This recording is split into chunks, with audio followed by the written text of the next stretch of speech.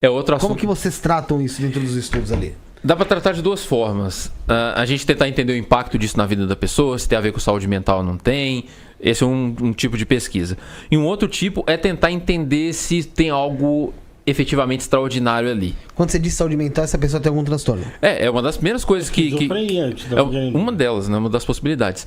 Porque sempre houve essa pergunta e antigamente a resposta era meio óbvia, assim, sei lá, desde o início lá da psicologia, lá, Charcot, que foi um dos professores do Freud, já achava que essas coisas, transe e tal, era tudo sinal de transtorno mental.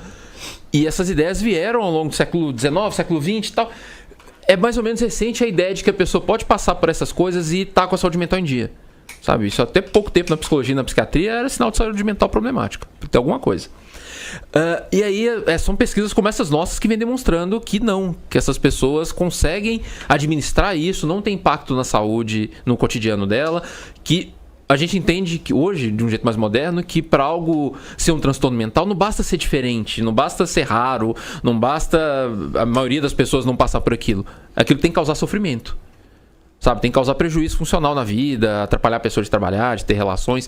Se a pessoa tá com a vida em ordem, tá tudo certo, ela consegue trabalhar, consegue ter amigos, consegue ter relacionamento e tal, mas ela vai lá todo sábado e incorpora, e depois do ritual ela sai e toca a vida, a princípio isso é perfeitamente saudável, e as pesquisas vêm mostrando isso. Esse é um tipo de pesquisa. Um outro é tentar entender se tem algo de extraordinário ali. E aí eu tô me lembrando, por exemplo, de uma pesquisa que foi feita sobre... É quase a mesma coisa, mas é sobre cartas psicografadas. E o pessoal monitorando o cérebro dos médiums enquanto eles psicografavam. Saiu um artigo científico bonitinho publicado em periódico. E aí o que eles viram de interessante? Eles estavam lá monitorando o funcionamento cerebral, que áreas estavam ativadas, enquanto os médiums psicografavam. E eles dividiram em dois grupos: médiums inexperientes, o cara que estava há pouco tempo fazendo aquilo, e médiums bem mais experientes, estava ali há anos, há décadas psicografando. E eles viram um negócio que é muito revelador, assim, pra gente. Que eles viram que médiums inexperientes, eles usavam muito, ficava muito ativado essa área aqui deles, que é o córtex pré-frontal. É uma parte bem na pontinha do cérebro, fica aqui, fica bem aqui. É uma área que está responsável, entre outras coisas, pela atenção e pelo julgamento. Sabe, quando você pensa pra fazer um negócio? Tipo, eu tô pensando pra falar aqui. Se tivesse monitorando meu cérebro agora, meu pré-frontal tá aqui trabalhando, tá bombando aqui. Eles viram que médiums inexperientes, pelo menos aqueles que eles estudaram, estavam lá o pré-frontal trabalhando. Então, assim, eles estavam lá psicografando, mas na verdade eles estavam prestando atenção pra caramba e se esforçando pra fazer uma carta legal. Não era estado de descanso. Não, longe disso, naqueles caras. Só que os médiums experientes, pelo contrário, o córtex pré-frontal deles estava hipoativado. Todo o cérebro está ativado o tempo todo, tá? Mas ele estava abaixo de um certo patamar, porque a gente considera que ele estava muito ativado. Então ele estava pouco. E o que estava muito ativado era o córtex motor, que fica mais atrás. Ou seja, eles estavam fazendo de fato uma escrita automática. Sabe? Eles não, aí era condizente com o relato deles, de que eles não estavam controlando e que muitas vezes eles nem lembravam direito o que eles estavam fazendo. Isso mostra algumas coisas. Primeiro, o efeito do treinamento da mediunidade, né? Existe a coisa do treinamento mediúnico, vários lugares fazem isso, enfim, de várias formas. O desenvolvimento mediúnico. E uma das coisas que esse tipo de treinamento aparentemente faz é justamente criar esse automatismo, de modo que você não precise conscientemente pensar para fazer aquilo. E aí entra no assunto que a gente chama na psicologia de dissociação, que era patológico no passado, hoje a gente sabe que tem dissociação perfeitamente saudável e é tranquilo. É claro que tem dissociação patológica, mas muitas vezes ela pode ser saudável, ainda mais em contexto religioso.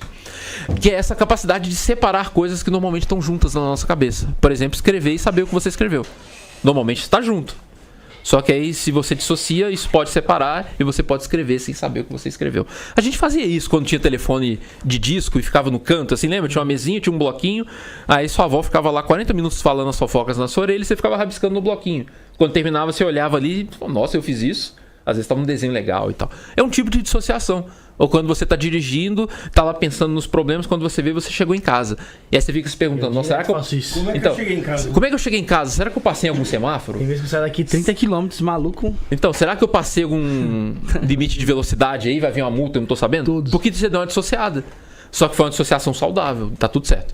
Então, assim, incorporação, mediunidade, essas coisas são um terreno ótimo pra gente estudar dissociação em psicologia. A gente estuda muito.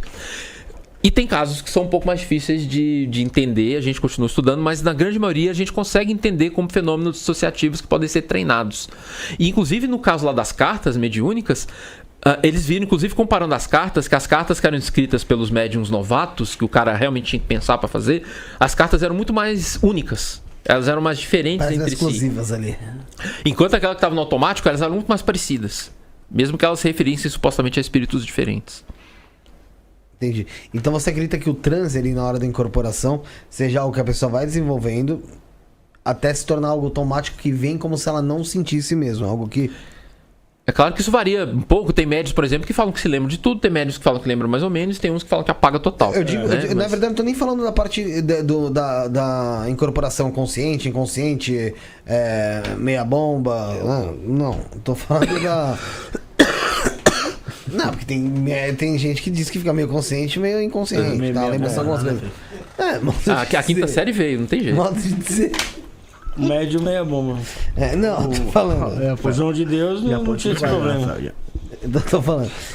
Não disso, mas eu tô falando do momento da incorporação, da pessoa estar recebendo um espírito. Sim. Entende?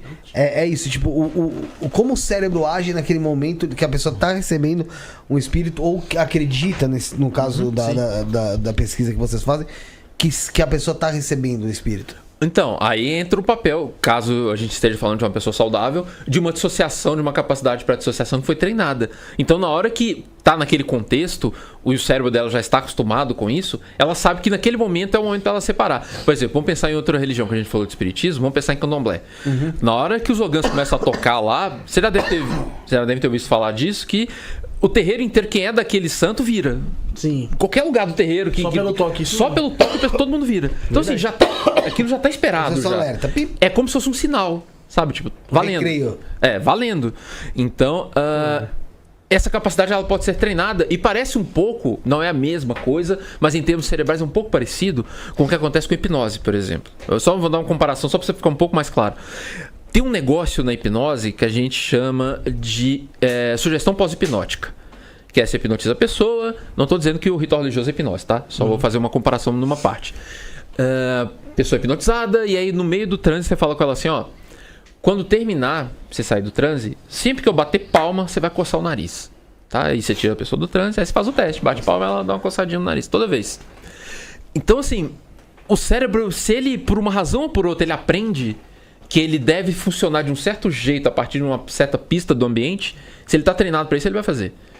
Então, uma das pistas é essa. Um médium espírita, ele senta lá, dá aquela respirada, o pessoal reza lá, como sempre no início, né, de um ritual espírita, de uma sessão, aí tá liberado, o cérebro entendeu que ele tem que dissociar, ele dá uma dissociada e começa a operar. Ou então os ogãs tocando lá no candomblé, entende? Então, a dissociação é a capacidade natural do cérebro de fazer isso, que a gente já faz. Ele só aprendeu quando que ele deve fazer e quando que ele não deve fazer.